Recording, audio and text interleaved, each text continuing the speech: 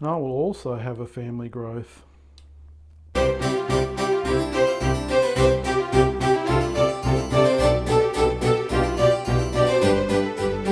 Welcome to episode 2 of Agricola Card of the Week, where I hope to pique your interest in some of the more unusual cards and combos, rekindle your interest in the game, and point out some strategies and pitfalls for the next time you play.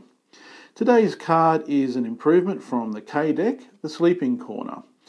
You can use a family growth action space even if another player has already placed a person there. So obviously, one of the benefit of this is that somebody else can't block you from doing a family growth action. Most of the time I play Farmers of the Moor, and this is especially important because there's a disadvantage to growing your house too soon, too quickly. You've got to heat that house. Now I will talk about Farmers of the Moor in a future episode for those who aren't familiar with that expansion.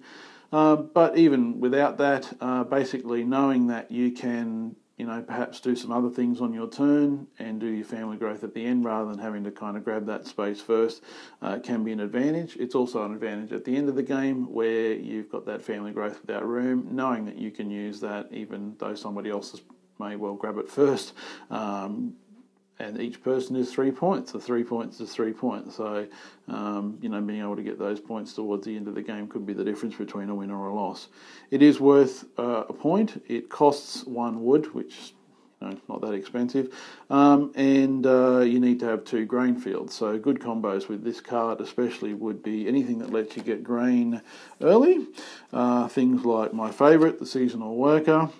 The plough maker would help you with ploughing fields, and the corn scoop obviously helping you get a bit of extra grain a bit quicker. One other thing you might have not thought of is the acreage, which it does say you can plant 2 grain fields on this card. So in my book that means 2 grain fields is 2 grain fields. If you're fortunate enough to have that card, it's a combo that would allow you to have the requisite 2 grain fields. The way we tend to play is that if there's any sort of vagary or discretion required to interpret the way the interactions of the cards work, it tends to go to the player it's going to be their advantage. So that makes the game more fun and more interesting.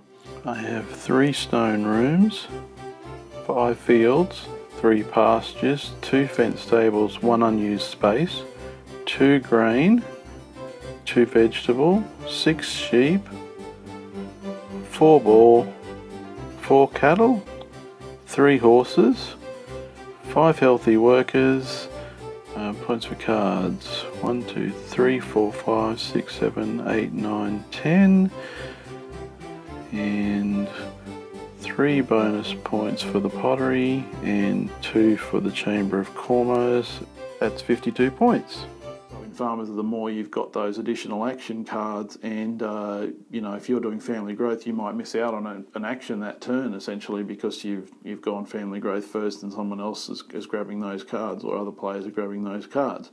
Of course these are the kinds of decisions that make Agricola such an interesting game. It's that tension, but this is also what makes these cards so good, is the ability to break those rules. Basically, the main thing would be that you can not have to do your family growth as your first action. You leave it till probably your last action because no one else is going to block you from using that space. You can do other things first. I tend to like to put this card on top of the last person on my thing to remind me that that's what I'm doing with that person, just in case I forget and get caught up in something else on the board. Sometimes you could set yourself up for a minor improvement, so you might say sometimes you jump in on that space, you might not have the required goods to be able to build a minor improvement, but if you can grab those first on your turn and do this later on, not being concerned that your other opponents are going to be grabbing that first. Often in Agricola you're growing your house together roughly the same rate, and then you're in competition for that family growth, and being able to grab that family growth even though someone else has already grabbed it is a bigger advantage than you might think. Even though because looking at that card you might think, well why would I bother, but actually I think it's a better card than it maybe first appears. Disadvantages of this card would be Well, you need to have 2 grain fields, but then probably by that point in the game you should be getting towards that anyway, I think. It's worth a point, so even if you don't end up using it for whatever reason, which you may not, it's still a point. It only costs the wood a point to point. I don't really think there are really any negatives with this card, only to be aware you need to get your grain fields up first. Thank you for watching Agricola Card of the Week. Please like or leave a comment below and subscribe to the channel. Thank you.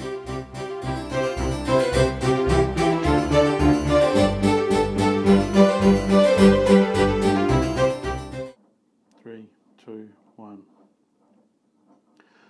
I'll turn that fan off. That's no good, is it?